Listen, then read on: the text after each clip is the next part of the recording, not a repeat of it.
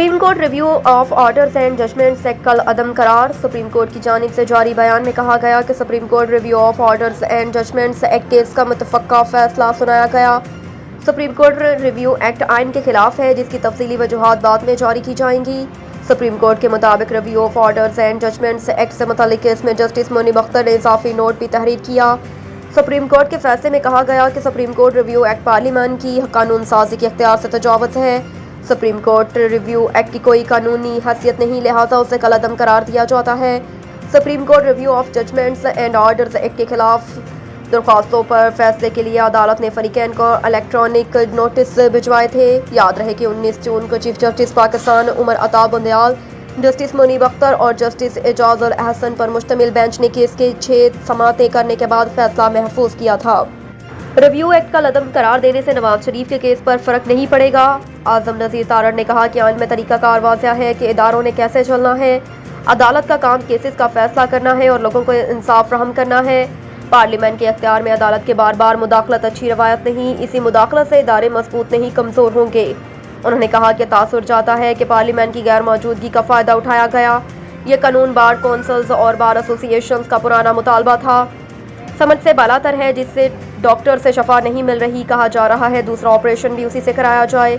आइन कहता है आप अपनी मर्जी का वकील रख सकते हैं, लेकिन लीगी रहनुमा का कहना था कि नवाज शरीफ के केस में इस फैसले का कोई असर नहीं पड़ेगा, क्योंकि पार्लियामेंट 184(3) के तहत सजा पर नाअहली 5 साल करने का कानून मंजूर कर चुकी।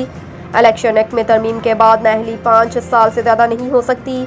सियासत में हिस्सा लेना बुनियादी हक है। कानून साजी के बाद सब अब 5 साल बाद सियासत के लिए अहल हो चुके हैं। कत्ल या रेप केसेस में सजा होती है तो सजा के 5 साल बाद उसे आगे नाअहली नहीं जाती।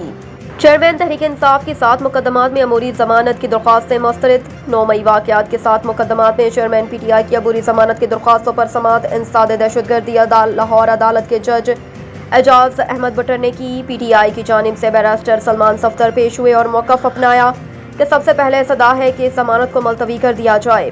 कानूनी नुक्ते पर रिसर्च करने के लिए 3 दिन का वक्त मिला। अदालत या प्रोसिक्यूटर मजीद मोहलत देने की मुखालफत करते हैं तो दलाइल दे देता हूँ।